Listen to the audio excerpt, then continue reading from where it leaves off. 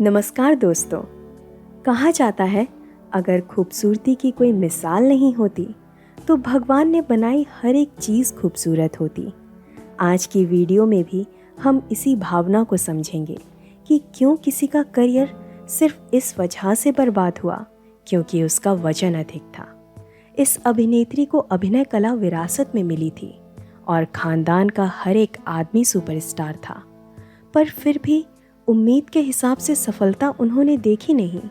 उन्हें आजीवन एक जैसे किरदार करने पड़े, पर फिर भी उन्होंने हिम्मत नहीं हारी और अपना वजन कम कर लिया।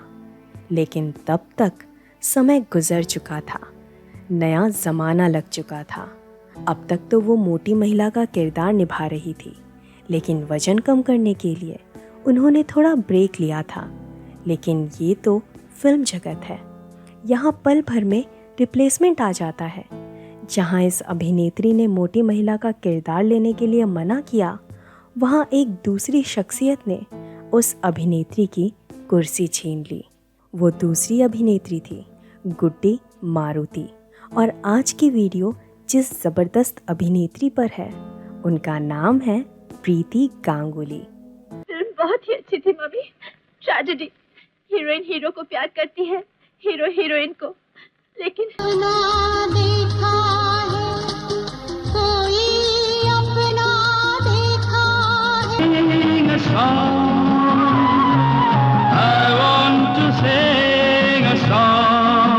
17 मई 1953 को जन्मी प्रीति अशोक कुमार की सबसे छोटी बेटी थी। बहुत सारे लोगों को लगता है कि मशहूर कॉमेडियन देवेन वर्मा की शादी प्रीति से हुई थी, लेकिन असल में देवेन वर्मा की शादी प्रीति की बड़ी बहन रूपा से हुई थी। अशोक कुमार और शोभा की 4 संतानें हुई: अरूप गांगुली, भारती जाफरी, रूपा वर्मा और प्रीति। आपको ये भी बता दूं कि प्रीति आजीवन कुंवारी रही। उनकी शादी ना होने के पीछे उनका मोटापे के साथ संघर्ष था। आगे हम ये भी जानेंगे कि कैसे उनके संघर्ष ने उनका करियर और जीवन बर्बाद किया। चूँकि प्रीति घर में सबसे छोटी थी तो उन्हें प्यार से पालू पुकारा जाता था। और तो और कॉलेज के दिनों में भी सभी सहेलियां उन्हें पालू कहकर पुकारती थीं। अक्सर ऐसा होता है कि दिल के साफ लोगों को जीवन में बहुत कठिनाइयां आती हैं। प्रीति भी बहुत हाजिर जवाब, गोल मटोल और खुशमिजाज वाली लड़की थी। मशहूर अदाकारा तबस्सुम का कहना है कि जीजाजी देवेन वर्मा को देखकर उन्होंने कॉमेडियन बनने का फैसला लिया था, लेकिन हमारी जानकारी के अनुसार प्रीति बचपन से ही एक्ट्रेस बनना चाहती थी। वो स्कूल और कॉलेज के स्टेज शोज में बढ़ चढ़कर हिस्सा लेती थी। लेकिन अभिनेत्री बनने के लिए बस इतना ही काफ़ी नहीं होता है, इसलिए कॉलेज के बाद प्रीति FTII में शामिल हो गई। वहाँ उनके बहुत सारे दोस्त बने और वो समय आ ही गया जब उन्हें किसी ने अपनी फिल्म में कास्ट कर लिया। वे फिल्मकार थे किशोर साहू। 1974 में उनकी धुएं की लकीर फिल्म रिलीज़ हुई थी। इस फिल्म में प्रीति ने हास्य कलाकार के रूप में पहली बार काम किया था। बॉक्स ऑफिस पर यह फिल्म खास कमाल तो नहीं कर पाई, लेकिन प्रीति के रूप में बाकी फिल्मकारों को टुनटुन नामक एक अभिनेत्री का रिप्लेसमेंट मिल गया। उस दौर में टुनटुन की मोनोपोली चलती थी।